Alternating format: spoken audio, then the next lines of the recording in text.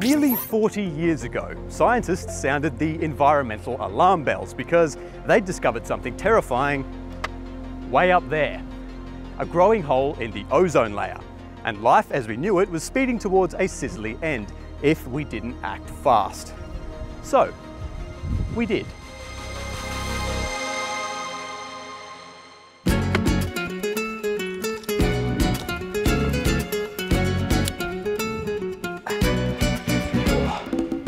Between us and the vast vacuum of outer space is a whole lot of sky.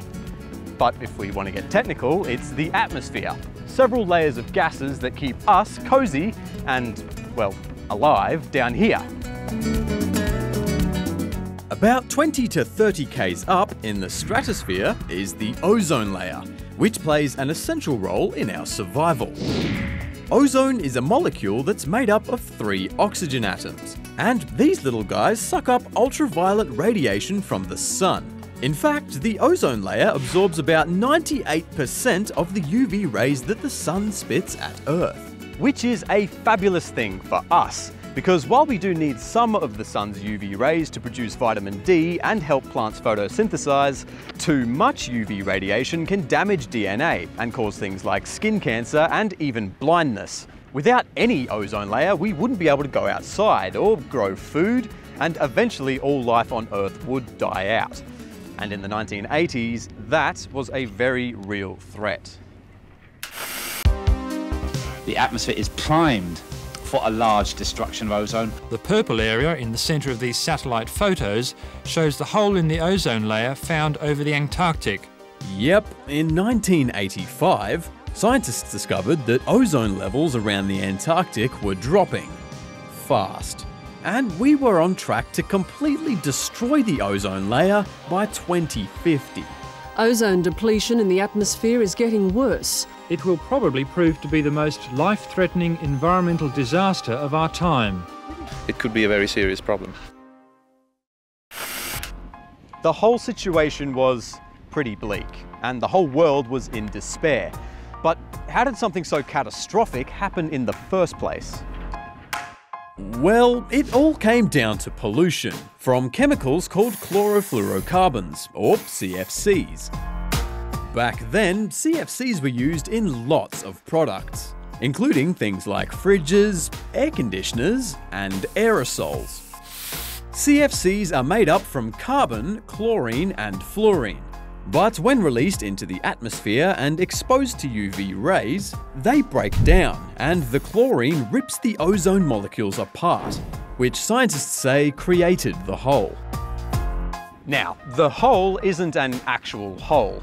It's a low concentration of ozone, or a thinning of the layer, that reoccurs every Antarctic spring. Nevertheless, it's our crucial layer of sun protection, and by 1987, ozone levels had dropped by a whopping 50%. Add on the fact that CFCs hang around up there for between 50 and 150 years, yeah, that's a lot of damage. It's the equivalent of making the sun more powerful. Now, we've never lived with that. We don't know all the consequences, but we do know we're setting in motion very, very powerful forces. It even spread into 80s pop culture. Thought you said this was going to be a smooth trip. It's those damn fluorocarbons, they've been kicking hell out of the ozone.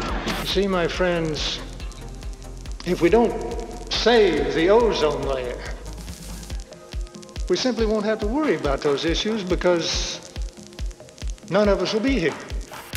The world sat up and took notice of the science, and all the public awareness put pressure on officials to do something about it.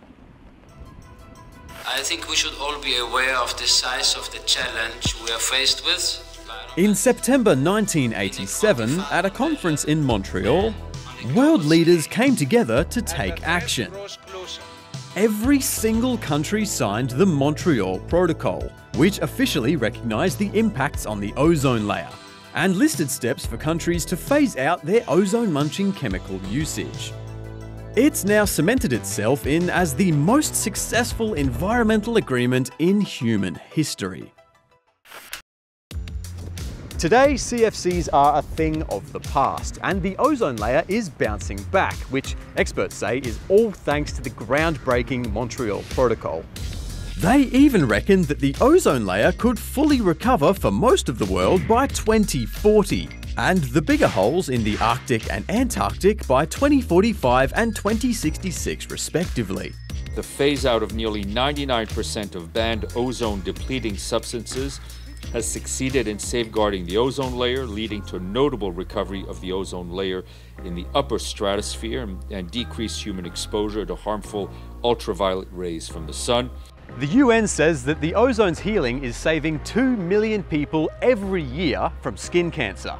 And the EPA in the US says that without the protocol, the world would be 25% hotter.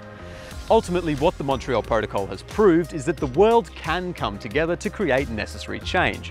So, can we repeat history for the current climate crisis?